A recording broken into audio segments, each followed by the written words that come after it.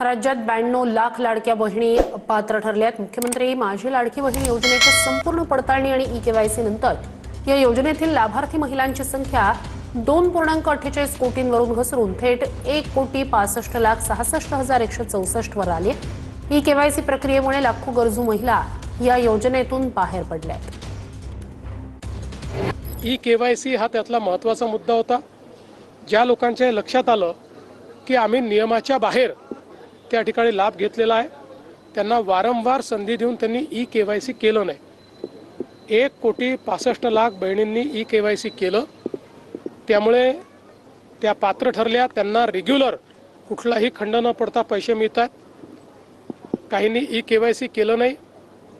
अनेक लाखो बहिणींचं त्या ठिकाणी असं लक्षात आलं की इन्कम टॅक्स पेई परिवार आहे, आपल्या याच्यात इन्कम टॅक्स पेई चालत नाही।